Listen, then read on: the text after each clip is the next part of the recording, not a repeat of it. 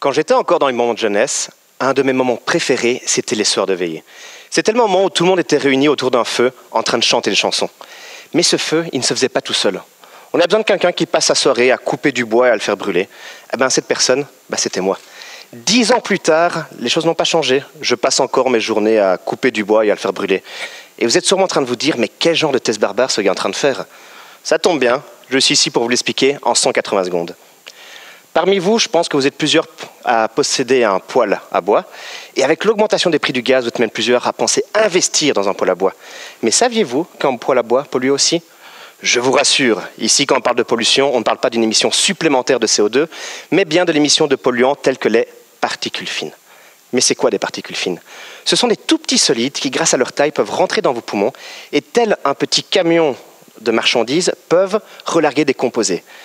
Si vous n'avez pas de chance, ces composés peuvent vous donner un cancer du poumon. Et justement, le problème avec les poêles à bois, c'est qu'ils participent à l'émission de ces particules fines. Mais, ils ne participent pas tous de la même manière. Prenons le cas par exemple d'un feu ouvert. Un feu ouvert émet 30 fois plus de polluants par rapport à un poêle à bois fermé avec une vitre de dernière génération. Mais ce n'est pas tout. Son rendement n'est de seulement 20%. Cela signifie que lorsque vous mettez une bûche dans votre poêle à bois, seulement 20% de l'énergie libérée sert à chauffer votre habitation. Les 80 autres pourcents vont dans la cheminée, ils vont aller chauffer les oiseaux et les intoxiquer au passage.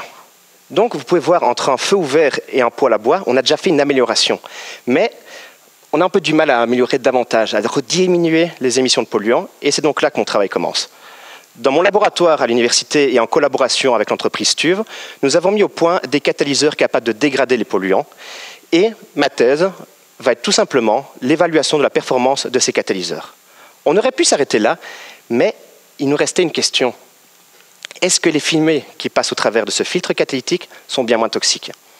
Donc, les journées où je ne joue pas au bûcheron pyromane, je les passe au département de biologie, où je vais prendre mes fumées, qui sont passées au travers d'un filtre catalytique, des fumées qui ne sont pas passées au travers, et je vais les mettre en contact avec des cellules humaines. Et je vais tout simplement compter le nombre de cellules mortes, dans un cas et dans l'autre.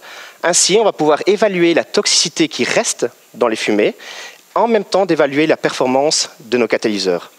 Donc, vous l'aurez compris, tout ceci a pour but de pouvoir mettre des catalyseurs dans des poêles à bois et d'évaluer l'utilité dans un futur proche. Mais ce n'est pas tout.